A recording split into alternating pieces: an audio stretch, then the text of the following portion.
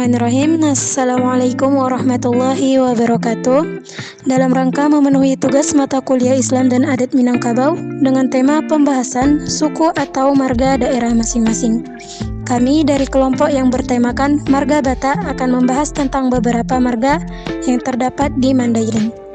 Materi yang pertama yaitu membahas tentang marga Rangkuti. Asal-usul marga Rangkuti. Marga Rangkuti adalah salah satu marga dari suku Mandailing yang berada di Sumatera Utara. Populasinya cenderung lebih sedikit. Nenek moyang marga Rangkuti bernama Mangaraja Sutampaneng. Kerajaan marga Rangkuti didirikan di Hutarunding pada abad ke-9. Marga Rangkuti memiliki wilayah-wilayah seperti kampung-kampung di Mandailing Jaya, Batang Natal, dan Mandailing Julu. Kata Rangkuti berasal dari kata orang-orang yang ditakuti. Awalnya, orang yang mendapat gelar Rangkuti hanyalah orang-orang yang mampu menjinakkan harimau, bahkan mengendarai harimau. Karena kemampuannya, maka rakyat dan penerusnya ditakuti oleh setiap orang sehingga dikenal sebagai warga Rangkuti. Materi kedua yakni asal-usul marga Siregar. Siregar berasal dari nama anak bungsu si Raja Lontung dan istrinya. Siregar adalah anak bungsu dari 9 bersaudara. Suatu waktu, sebuah kemarau panjang melanda. Sebagian marga Siregar kemudian berpindah ke tempat yang lain, sehingga Siregar mendirikan sebuah desa yang diberi nama Lobu Siregar. Kesuksesan marga Siregar di sejumlah wilayah perantauan pun sampai ke Muara, tempat asal marga Siregar, sehingga marga Siregar menyebar di beberapa tempat. Asal-usul marga Lubis berasal dari pria Bugis bernama Deang Malele Namora Pandebosi yang merantau ke daerah Sumatera.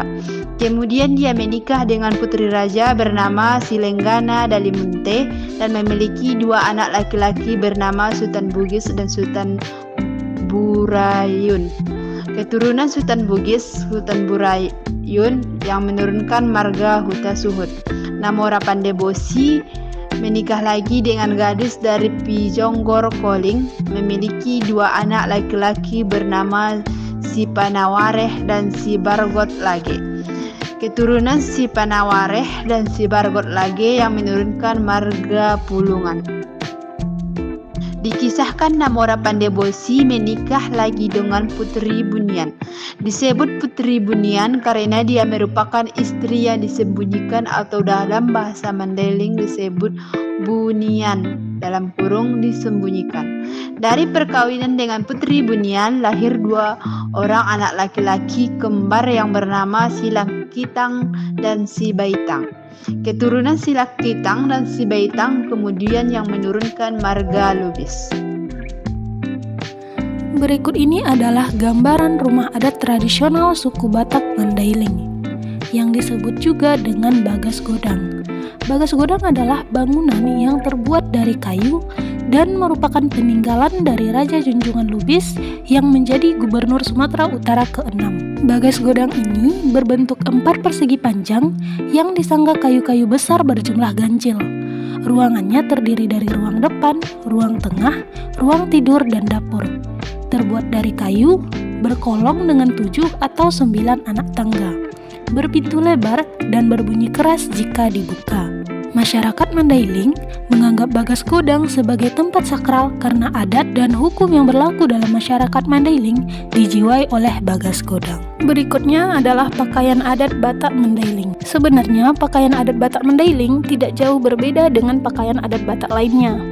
Perbedaan mendasar itu hanya terlihat pada hiasan kepala pada pria dan juga wanita, di mana hiasan kepala pria Batak Mandailing memiliki bentuk khas dan berwarna hitam yang disebut amupu. Sementara hiasan kepala untuk wanita disebut bulang yang diikatkan ke kening. Bulang terbuat dari emas, namun saat ini terbuat dari logam dengan sepuhan emas. Bulang memiliki makna tersendiri bagi masyarakat Batak Mandailing, yaitu sebagai lambang kebesaran atau kemuliaan sekaligus sebagai simbol dari struktur masyarakat.